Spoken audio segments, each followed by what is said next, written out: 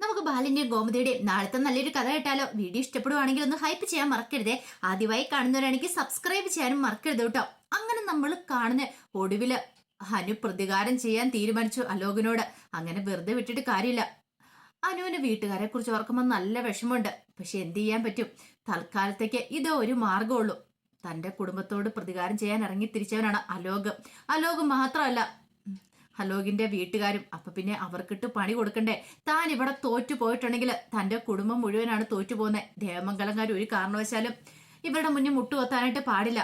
താൻ ഇങ്ങനെ ഒരു തീരുമാനം എടുത്തില്ലെങ്കിൽ തന്റെ ജീവിതം തകർന്നെന്ന് വിചാരിച്ച് തന്റെ കുടുംബത്തിലുള്ളവരും സങ്കടപ്പെടും. അത് പാടില്ല. ഇപ്പൊ അവർക്കാണെങ്കിൽ തന്നോട് കുറച്ച് ദേഷ്യമൊക്കെ തോന്നും.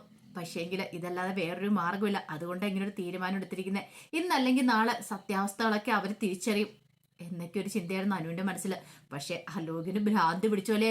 എന്ത് ചെയ്യാൻ പറ്റും? ഒന്നും തുറന്നു പറയാൻ പറ്റുന്നില്ല. എങ്ങനെ പറയും? ആരോട് പറയും? ഇനിയിപ്പം വിശ്വസിക്കും ആരെങ്കിലും എന്തേലും പറഞ്ഞിട്ടുണ്ടെങ്കിൽ താനായിട്ടാണ് ഓരോന്നിങ്ങനെ പറഞ്ഞത്. അവളോടൊപ്പം ഒരു രാത്രി മൊത്തം കഴിഞ്ഞതാണ്. അവളുടെ വിവാഹം മുടക്കണമെന്ന് മാത്രമേ ഉണ്ടായിരുന്നുള്ളൂ. പക്ഷെ അവള് തനിക്കിട്ട് 8ന്റെ പണി തരുമെന്നൊന്നും വിചാരിച്ചില്ല. അതൊക്കെ ഓർത്ത് കഴിഞ്ഞപ്പോ അലോകിന്റെ ഉള്ള മനസമാധാനം കൂടെ പോയി. ഈ സമയം ബാലൻ ഗോമതി സ്റ്റോഴ്സിലേക്ക് ചെന്നു. രാമേട്ടനുണ്ടായിരുന്ന കടയില്. ബാലൻ തകർന്ന മനസ്സോടെ ചെല്ലുന്ന കണ്ടപ്പത്തേനും രാമേട്ടൻ ചോദിച്ചു, എന്താടാ ബാല, നിനക്കിത് എന്ത് പറ്റി? നിന്റെ മുഖമൊക്കെ എന്താ വല്ലാതിരിക്കണേ? എല്ലാം തകർന്ന് രാമേട്ടാന്ന് പറഞ്ഞു. തകർന്നെന്നോ? എടാ എന്താടാ കാര്യം എന്താ? പിന്നീടാണ് രാമേട്ടനോട് കാര്യങ്ങളൊക്കെ ബാലൻ പറയണേ. എല്ലാം കേട്ടുകഴിഞ്ഞപ്പോ രാമേട്ടൻ പറഞ്ഞു, സാരമില്ല, നീ വിഷമിക്കണ്ട, പോട്ടെ. ഇനിയിപ്പം അനുവിന്റെ വിധി അങ്ങനെയാന്ന് കൂട്ടിയാൽ മതി. എന്നാലും ആ പെങ്കുച്ചിത് എന്ത് ഭാവിച്ചാന്ന് എനിക്ക് മനസ്സിലാകത്തെ. നന്നായിട്ട് പഠിക്കുന്ന നല്ല മിടുക്കിയ ഒരു പെങ്കൊച്ചായിരുന്നല്ലോ. ഞാൻ എപ്പോഴും അവളെ കുറിച്ച് പറയുകയും ചെയ്യുമായിരുന്നു. പക്ഷെ അവൾക്ക് അത് കേട്ടപ്പം ബാലന്റെ കണ്ണൊക്കെ നിറഞ്ഞൊഴുകി. എല്ലാം തകർന്നു ബാലേട്ടാ. ഞങ്ങളുടെ കുടുംബം തന്നെ തകർന്നു. അവളെ ഒറ്റ മോളല്ലേ എന്ന് കരുതിയിട്ട് അങ്ങനെ ഞങ്ങൾ എല്ലാവരും സ്നേഹിച്ചേ. അവളുടെ ചേട്ടന്മാരും ഒക്കെ അങ്ങനെ തന്നെയായിരുന്നു. പക്ഷെ എല്ലാവരുടെ മുഖത്ത് കരിവാരി തേച്ചിട്ട് ഒരു നിമിഷം കൊണ്ട് അവൾ ഇറങ്ങിപ്പോയി. എന്ത് ചെയ്യണമെന്നറിയില്ല. അത് വേറെ ആരുടെ കൂടെ പോയാലും കുഴപ്പമില്ലായിരുന്നു. ആ ലോകിനോടൊപ്പം. അവന്റെ ആ വൃത്തികെട്ട സ്വഭാവത്തെക്കുറിച്ച് അവൾക്ക് നല്ല ബോധ്യമുള്ളതാണ്. ദേവിമോളുടെ വയറ്റി വിടർന്ന കുഞ്ഞ് മരിക്കാൻ കാരണം അവനാണ്. അവൻ ഒറ്റ ഒരുത്തനാ. എന്നിട്ടും അതൊക്കെ അറിഞ്ഞിട്ടും ഇങ്ങനെ ഒരു ചതി അവൾ ചെയ്തല്ലോ എന്ന് ഓർക്കുമ്പോ രാമേട്ടൻ പറഞ്ഞു, ബാല നീ ഇങ്ങനെ സങ്കടപ്പെടല്ലേ. നീ ഇങ്ങനെ വിഷമിക്കുന്ന കാണാൻ എനിക്ക് പറ്റില്ല. കാരണം ബാലൻ ഇന്നുവരെ ഇത്ര ഇതായിട്ട് കരഞ്ഞ് രാമേട്ടനും കണ്ടിട്ടില്ല. ബാലൻ പറഞ്ഞു, എനിക്കറിയില്ല എന്ത് ചെയ്യണമെന്ന്. രാമേട്ടൻ പറഞ്ഞു, ഒരു കാര്യം ചെയ്യാം, നീ വീട്ടിലേക്ക് പോയിക്കോ. ഇനി നീ കടയിൽ ഇരിക്കണ്ട. നീ കടയിലിരുന്നാൽ ശരിയാവത്തില്ല. ഞാൻ എങ്ങോട്ട് പോകാനാ രാമേട്ട? എനിക്ക് ഒരിടത്തേക്കും പോകാൻ തോന്നില്ല എന്ന് പറഞ്ഞു. ഞാനിവിടെ എവിടെയും ഇരുന്നോളാന്ന് പറഞ്ഞു. അത് ശരിയാകത്തില്ല, നീ പോയിക്കോളാൻ പറഞ്ഞു. പക്ഷെ ബാലന് എന്ത് ചെയ്യണമെന്ന് അറിയണ്ടായിരുന്നില്ല. ബാലൻ അവിടെ നിന്ന് ഇറങ്ങി നടക്കുവാണ്. എവിടെ പോകണം എന്ത് ചെയ്യണമെന്ന് അറിയില്ലാത്തൊരവസ്ഥയില് എങ്ങനെയെങ്കിലും കുറച്ച് മനസമാധാനം വേണം. മനസമാധാനം ഇല്ലാത്തൊരവസ്ഥയിലെ കാര്യങ്ങൾ മുന്നോട്ട് പോയിക്കൊണ്ടിരിക്കണേ. അങ്ങനെ അന്ന് വൈകുന്നേരമായി. രാത്രിയെ കഴിഞ്ഞപ്പോഴത്തേനും ബാലനൊരു കാര്യം തീരുമാനിച്ചു. സ്വഭാവത്തോടെ വീട്ടിലേക്ക് കയറി ചെല്ലാൻ പറ്റില്ല. എല്ലാം ഒന്നും മറക്കണം. അതിനു വേണ്ടിയിട്ട് ബാലൻ എന്ത് ചെയ്തു? നന്നായിട്ട് മദ്യപിക്കുന്നുണ്ട്. എല്ലാം മറന്നൊന്ന് കിടന്നുറങ്ങണം. അല്ലെങ്കിൽ കിടന്നുറങ്ങാൻ പോലും പറ്റില്ല എന്നൊക്കെ ഒരു തോന്നലും ബാലനുണ്ടാകുന്നേ. അങ്ങനെ ബാലൻ ഇന്നുവരെ മദ്യപിച്ച് വീട്ടിലേക്ക് കയറി ചെന്നിട്ടില്ല. മദ്യപിച്ചിട്ടുള്ളൊരു ദിവസം എന്ന് പറഞ്ഞാൽ ആനന്ദും ആകാശവും ആരനും എല്ലാവരുമായിട്ട് ചേർന്ന ആ ട്രിപ്പിന് പോയ ദിവസമാണ്. പക്ഷെ അതുപോലെ തന്നെ ബാലൻ അതിനേക്കാളും കൂടുതലായിട്ട് മദ്യപിച്ചു. ഈ സമയത്തൊക്കെ ഗോമതിക്ക് നല്ല ടെൻഷൻ ഉണ്ടായിരുന്നു.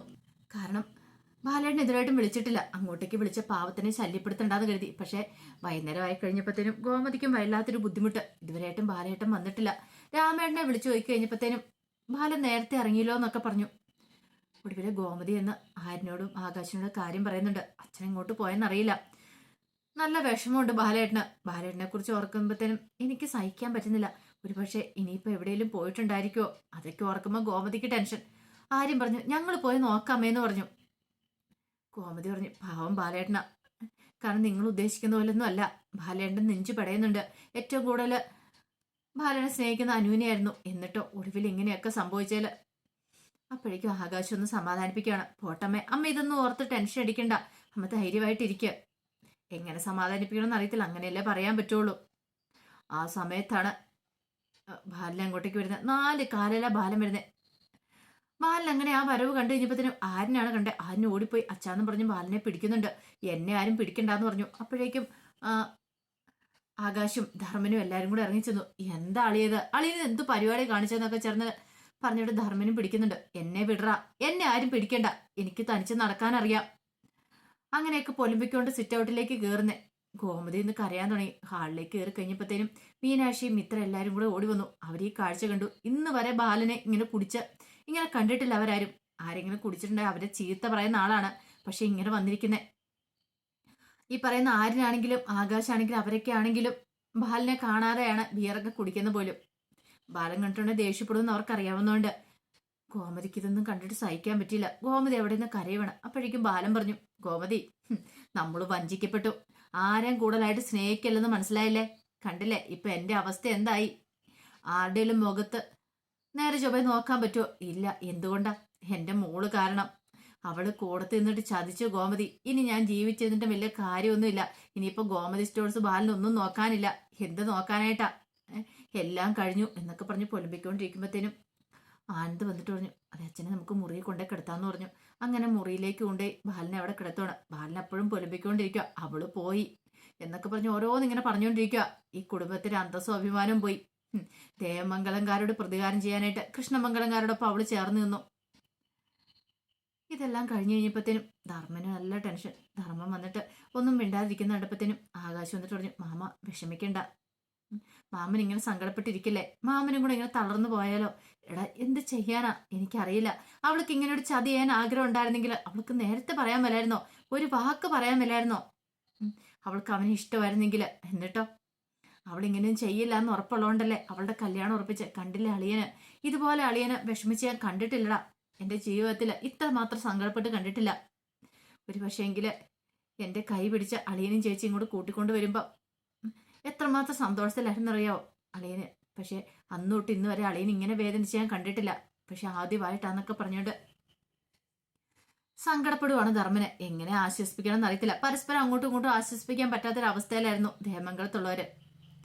ഈ സമയത്ത് അലോകിന്റെ അടുത്തേക്ക് ഭയങ്കര സന്തോഷത്തോട് കൂടിയിട്ട് അച്യുതൻ ചെല്ലുക. അച്യുതൻ ചെന്നിട്ട് പറഞ്ഞു, എടാ മോനെ, ഇപ്പോഴാണ് എനിക്കൊരു സമാധാനമായത്. ഓ, ദേവമംഗലംകാർക്കൂടെ നല്ലൊരു ഇടിപെട്ട് പണി കൊടുക്കാൻ പറ്റി. എന്റെ ദൈവമേ, ഇത് കുറച്ച് നേരത്തെ കൊടുക്കണ്ടായിരുന്നു. നീ അവളെ കൂട്ടിക്കൊണ്ട് വരുമെന്ന് പറഞ്ഞാലും അവളുടെ കഴുത്തിൽ താലി ആർത്തുന്ന ഞാൻ സ്വപ്നത്തിൽ പോലും പ്രതീക്ഷിച്ചില്ല. എങ്ങനെ നിന്നെ കൊണ്ട് സാധിക്കുന്നടാ? ഇനിയാണ് നമ്മൾ പണി കൊടുക്കാൻ പോകുന്നത്. പണിക്ക് നല്ല ഇടിവെട്ട് പണി. ഇനി ദേവമംഗലംകാർ നമ്മുടെ മുന്നിൽ വന്ന് മുട്ടുകുത്തും. ആ കാഴ്ച നമ്മൾ കാണാൻ പോകുന്നത്. അപ്പോഴേക്കും അലോക മനസ്സിൽ പറഞ്ഞു, ചിലപ്പോൾ നേരെ തിരിച്ചായിരിക്കും സംഭവിക്കുന്നത്. അനു എന്ത് വിചാരിച്ച ഇങ്ങോട്ടേക്ക് വന്നേന്നറിയത്തില്ല. അവളുടെ മനസ്സിൽ എന്താണെന്നറിയില്ല. അവൾ ആ താലി സ്വന്തമായിട്ടെടുത്ത് കഴുത്തെ കെട്ടണമെങ്കിൽ അവളുടെ മനസ്സിൽ എന്തെങ്കിലും ഒരു ഉദ്ദേശം കാണുമായിരിക്കും. പക്ഷെ അത് അച്ഛനോട് ഇനി പറഞ്ഞിട്ടുണ്ടെങ്കിൽ അച്ഛൻ അത് എങ്ങനെ ഉൾക്കൊള്ളും? തന്റെ കർണം അടിച്ചു പൊട്ടിക്കുന്നുള്ള കാര്യം ഉറപ്പാ. അച്ഛൻ ഇതിനൊക്കെ പറഞ്ഞ് ഭയങ്കര സന്തോഷത്തോടെ അങ്ങോട്ട് പോകുമ്പോഴത്തേനും രാജശ്രീ എന്ത് ചെയ്തു? പാലൊക്കെ തിളപ്പിച്ചു. ഫസ്റ്റ് നൈറ്റ് അല്ലേ അലോകിന്റെ അനുവിന്റെ. അവർ സ്നേഹിച്ച് വിവാഹം കഴിച്ചവരാ. കുറച്ച് കഴിഞ്ഞിട്ട് അനുവിന്റെ അടുത്തേക്ക് വന്നിട്ടുണ്ട്, മോളെ നീ പാലുമായിട്ട് മുറിയിലേക്ക് പോകാൻ പറഞ്ഞു. അനു ഇങ്ങനെ നോക്കി. അനുവൊക്കെ നോക്കിയിട്ട് ഒരു ചിരിയൊക്കെ മുഖത്ത് വരുത്തി. പാലുമായിട്ട് പോകുന്നുണ്ട്. അവന്റെ അവസാനത്തെ പാലൂടി എന്ന് അവനെ നന്നായിട്ട് കുടിപ്പിക്കുന്നുണ്ട് എന്നൊക്കെ ഒരു ചിന്തയായിരുന്നു അനുവിന്റെ മനസ്സിൽ. ഇടതുകാലം വെച്ചാൽ അവള് വീട്ടിലേക്ക് കയറിയത്. ഈ വീട് മുടിഞ്ഞു പോണേന്ന് പ്രാർത്ഥിച്ചോണ്ടാ കയറുന്നു. ഒരു കാരണവശാലും രക്ഷപ്പെട്ട് പോരുന്ന്. ദേവമംഗലംകാർക്കിട്ട് പണി കൊടുക്കാൻ നോക്കിയവരെ വെറുതെ വിടുവോ അവള്? അങ്ങനെ ഒടുവിൽ അനു പാലും ഒക്കെ ആയിട്ട് മുറിയിലേക്ക് വരുമ്പോൾ അലോക് ഭ്രാന്ത് പിടിച്ചോണ്ട് നിൽക്കുന്നുണ്ട്. പാല് കൊണ്ടുവന്ന് അവിടെ വെച്ചിട്ട് അനു ഇങ്ങനെ അലോകിനെ നോക്കി. അപ്പോഴേക്കും ആലോചിച്ചു, എന്താടി നിന്റെ ഉദ്ദേശം എന്ന് ചോദിച്ചു. എന്ത്? സത്യം പറ, നീ എന്തിനാ ഈ വീട്ടിലേക്ക് വന്നേന്ന് ചോദിച്ചു. ആഹാ, ഇതാപ്പം നന്നായത്. അലോകല്ലേ പറഞ്ഞു എന്നെ സ്നേഹിക്കുന്നുണ്ട് അങ്ങനെ ഇങ്ങനെയാന്നൊക്കെ. എടി വെറുതെ കിടന്ന് കളിക്കണ്ട. എനിക്കറിയാം നിന്റെ മനസ്സിൽ വേറെന്തോ ഉണ്ട്. ആ താലി ഞാൻ കെട്ടിയതല്ല, നീ സ്വന്തമായിട്ട് എടുത്ത് കെട്ടിയതാ. ആ അലോകല്ലേ താലി കെട്ടാനായിട്ട് കൊണ്ടുവന്നേ. എടാ, എന്റെ ജീവിതം തകർത്തിട്ട് സുഖമായിട്ട് വേറൊരു കോടീശ്വരെ കല്യാണം കഴിച്ച് ജീവിക്കാന്ന് വിചാരിച്ചില്ലേ? ഒരിക്കലും നടക്കില്ല എന്ന് പറഞ്ഞു. അത് കേട്ടപ്പോൾ അലോകിന് ദേഷ്യം വന്നു. അലോക് പറഞ്ഞു, നീ എന്ത് ചെയ്യൂടി? സംഭവിക്കാൻ പോകുന്ന അതാ. നിന്നെ ഞാൻ ഒരു പാഠം പഠിപ്പിക്കൂടി. ദേവമംഗലംകാർക്കിട്ട് പണി കൊടുക്കാൻ തന്നെയാണ് ഞാൻ ചെയ്തേന്ന് പറഞ്ഞു. അനു പറഞ്ഞു, നീ എന്ത് വിചാരിച്ചു? ദേവമംഗലത്തെ അനുശ്രീ വെറുതെ ഇരിക്കുമെന്നോ? ഒരിക്കലും ഇല്ലടാ. പ്രതികാരം ചെയ്യാൻ നീ തുനിഞ്ഞിറങ്ങിയിട്ടുണ്ടെങ്കിൽ അതിന്റെ ഇരട്ടിയായിട്ട് നിനക്കിട്ട് ഞാൻ തിരിച്ചു തരും. ഇനി നിന്റെ കഷ്ടകാലം തുടങ്ങി. എപ്പം നീ ഇങ്ങനെ ഒരു തീരുമാനം എടുത്തോ പ്രതികാരം ചെയ്യാനായിട്ട് എന്നെ വെച്ച്, അന്നത്തോടുകൂടി നിന്റെ ജീവിതം തീർന്നടാ. ഇനി അനുശ്രീ തീരുമാനിക്കും നീ എന്ത് ചെയ്യണമെന്ന്.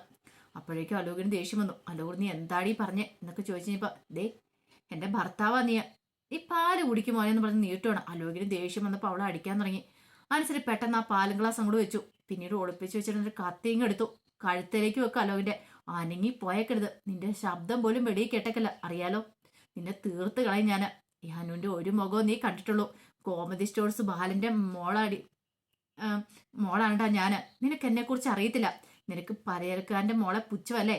കോടീശ്വരിയെ കല്യാണം കഴിക്കണം എന്റെ ജീവിതം തല്ലിക്കെടുത്തിയിട്ട്. നല്ലൊരു ജീവിത സ്വപ്നം കണ്ടിരുന്നോളാ ഞാന്. നീയായിട്ട് അത് തകർത്തെറിഞ്ഞു. ഇനി നിന്നെ ഞാൻ ജീവിക്കാൻ സമ്മതിക്കില്ലടാ. കണ്ടോ ഇനി അനുവിന് എന്ത് ചെയ്യാൻ പറ്റൂന്ന്. ഇനി ഒരു കാരണവശാലും നീ തല പൊക്കില്ല. നീയും നല്ല ഈ കുടുംബത്തിലുള്ള ആരും. അതിനുള്ള പരിപാടി അനുസരി ഇന്നു മുതൽ തുടങ്ങാൻ പോന്നെ എന്ന് പറഞ്ഞിട്ട് അലോകിന്റെ കഴുത്തിലേക്ക് ആ കത്തിയും കൂടെ അമർത്തുമ്പോഴത്തേനും അലോക് പേടിയോടി ഞെട്ടലോടുകൂടി അനുസരയെ നോക്കുകയാണ്. അപ്പൊ അതിന്റെ കഥകളൊക്കെയാ കാണാൻ പോകുന്നത്. എന്താണെങ്കിലും ഇടിവെട്ട് പണി തന്നെ ഇനി വരുന്ന ദിവസങ്ങളിൽ അലോകിനിട്ട് അനു കൊടുക്കാനായിട്ട് പോകുന്നത്. ഒരു കാരണവശാലും അവനെ ജീവിക്കാൻ സമ്മതിക്കില്ല. അപ്പൊ അതിന്റെ കഥകൾക്കായി നമുക്ക് എല്ലാവർക്കും കാത്തിരിക്കാട്ടോ. ഒരിക്കൽ കൂടി എല്ലാവർക്കും ശുഭരാത്രി നേർന്നുകൊണ്ട് നിർത്തുന്നു.